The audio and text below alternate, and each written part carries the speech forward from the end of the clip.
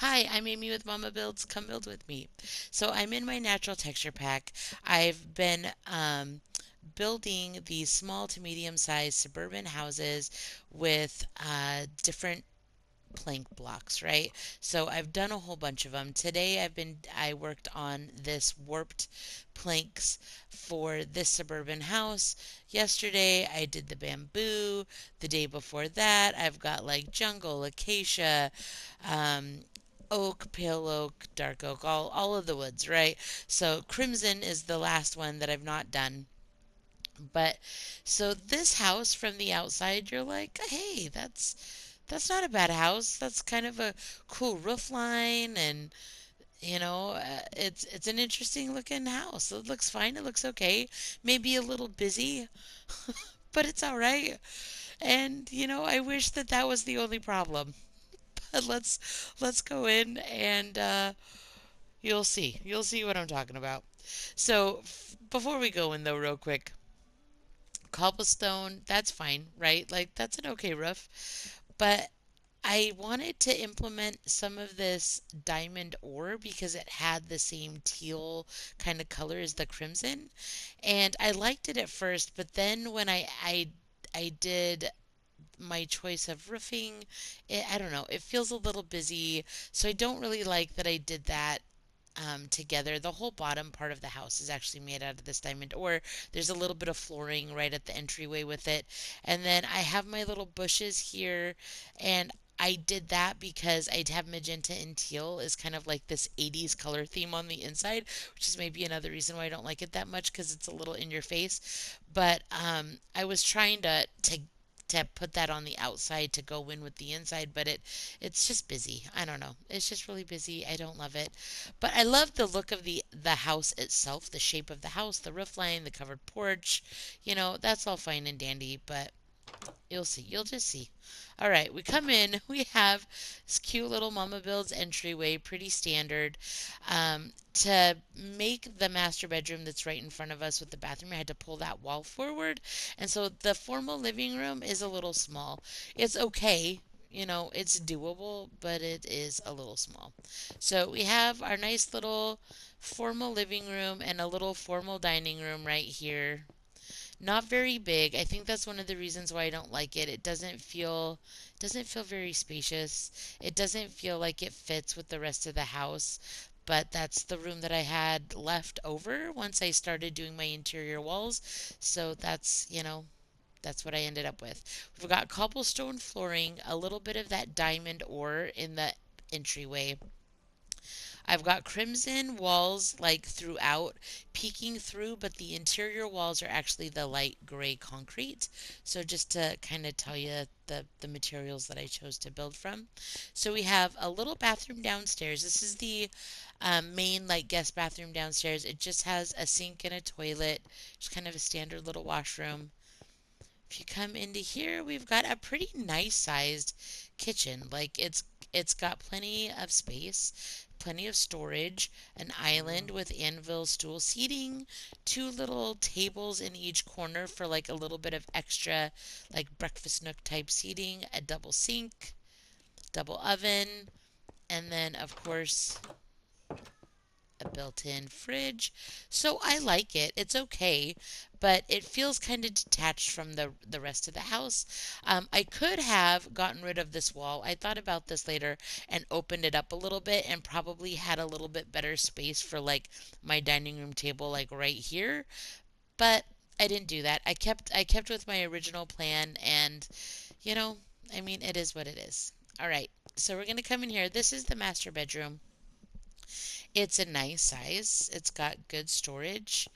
And like I said, I had to kind of punch out this wall to make room for the ensuite to make it a master bedroom, which made my living space smaller. But we've got double vanity, toilet, and then a kind of smaller size shower. But it works. It's okay. It's good enough. So there's my master bedroom. And if you come over here, we have just this little like tiny office or den area. which those were the first two rooms that I made interior walls for, and I like them. I like that they're small, but they have like an important purpose. Then you come over here, and this is the family room, just kind of like one small little sectional. The TV, everything's a little smaller. Nothing, nothing huge. No huge like great rooms or anything like that. But that's all right. Not every house has to be like that. But the colors, it's really hard. The cyan um, carpet isn't an exact match for the wart block, but it's close enough. I decided to bring in the wart doors on the inside to help integrate some more of that kind of tealy color, even though my shutters and my front doors are the pale oak because they're kind of just white, kind of subdued. But overall, the downstairs is okay, I guess. But then you come upstairs and it gets a little wonky. So you come up, and this is like a little extra family room, like a kid play area. The TV doesn't have tons of space. It almost feels like a built-in because it's so close to like the space of the little cutout there. We've got a bedroom here. This bedroom is probably the nicest bedroom on the upstairs. It kind of mirrors the downstairs master bedroom. It's a nice size, lots of storage. This bedroom feels like an attic closet, but it would be okay. You definitely feel like you're like the not favored child for sure. Everybody else has like a nice bedroom. You have this like tiny closet of a bedroom. It's like, hey, I don't think my parents like me that much. And then the upstairs does have a bathroom, but to do it, it had to be, I don't know. I made it over like the front door area, and I just filled it in. And so I had to do stairs to make it the right level. And we've got a double vanity, a toilet, some extra storage, and then a shower. So it's okay. It's okay, but it's just nothing's that great. Like nothing's that great. The upstairs is awkward. I don't like that you have to go up the stairs into the bathroom, but I didn't want to move the ceiling downstairs above the entryway. I liked how it was. So I accommodated that with a stair on the upstairs, which is weird. I don't love the cobblestone flooring as a ceiling downstairs. It's just extra busy. I chose the gray because I didn't want to do white, and after I changed to the pale oak door and the shutters, I wished I would have done the white concrete instead of the gray. I don't know. There's just the interior like footprint that I did, the floor plan. It's just a little. I don't know. It's not the greatest. I just don't. It's okay. I made all these choices, and as I was making them, I was concerned. But sometimes I'll do that where I'll build a house, and be like, oh, I don't know how this is going to turn out. I don't know if I'm going to like this. And then I start doing it, and things start coming together, and I'm just like, oh, I like it now. This is great. I love this. This is a great idea. This is a little different than what I normally do, or whatever. And this is just not one of those houses. This is one of those houses that I was like, yeah, that was kudos on the first thought there where that wasn't going to look that great. You should have changed it when you had the time. So I think it's fitting that it's going to rain. That's going to be my thumbnail. This is a sad house in the rain. It's too busy. It was weird color combos. The interior floor plan is just not super great. I mean, huzzah to the roof line. I like the roof line. It was a little different.